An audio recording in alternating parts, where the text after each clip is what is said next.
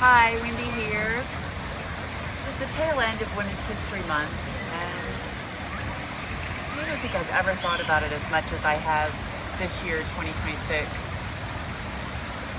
It's the tail end of the spring tour. I've had the real honor of I haven't even counted up the presentations yet. There were 9 of them last week alone, and I've been on the road for 3 weeks. In New Orleans and Lake Charles. Incredible experience that I'll share with you all very soon from Abilene, Texas, and McMurray University for their Women's Leadership Luncheon. I visited with lots of children, women, even did a little partnership with the Symphony in Lake Charles. It was fun. But I've been reflecting on things, and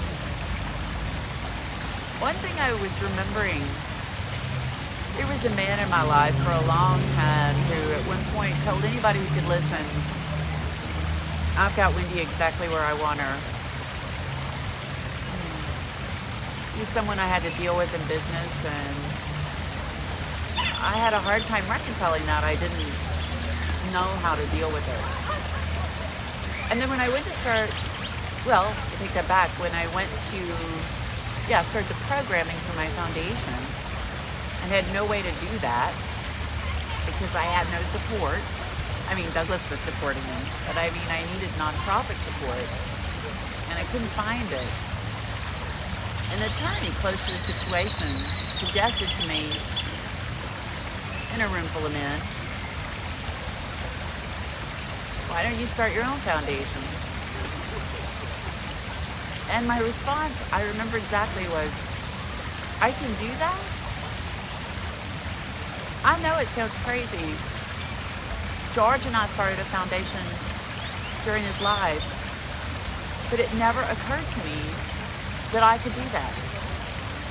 Just somehow deep down in my head, I thought it was something I had to do with my husband, with a man. And I was told it would never happen, I could never get it. But the idea was sparked. And I moved forward. And today we're entering our 10th year. The Life and Legacy Foundation, inspired by the life and art of my late husband, Wendy Rodrigue, has incredible programming. We bring original paintings into schools. We just hosted our 21st museum exhibition. It will close April 4th in Lake Charles at the Historic City Hall. Our 22nd will open this fall in Baton Rouge at the Louisiana Art and Science Museum. I have a wonderful staff, all women. Curator Dana Holland-Bikert in Memphis. And outreach coordinator Heather Parker, my sister, Tallahassee. Couldn't do this without them. And this fall I will visit my 300th school in 11 states. That feels good. And it feels really good having found my art. George always had this famous analogy I've shared many times about the yardstick of art. Like Mona Lisa here and say Jackson Pollock here and all of art in between it. And the problem with most artists, and of course he was talking about painters, is that they bounce all around looking for what will stick. And he would say, no, you got to find on that yardstick what most interests you. And then you go up here. He would do it just like this. He'd say, because when you're up here, you're by yourself. And when you're up here, no one can touch you. It took me years to find my up here. I'm not a painter, but I found my art. And through storytelling and public speaking, writing, I know what it feels to be in the present moment that the arts can bring us. And that's my greatest mission out on the road, to encourage others to find that. But particularly women. I was feeling secondary to men for a long time without really even realizing it. Maybe in some ways I still do. I don't know. But I'm working on it, and I'm more aware of it than I ever was. I love men. My wonderful husband Douglas is filming this for the town.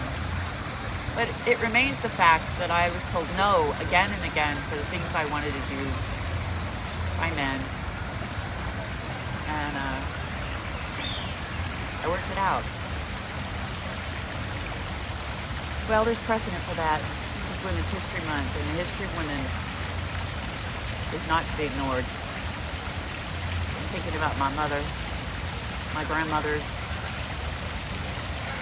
and all of the great women who have come before and who today stand up for what they believe in, stand up for their ideas,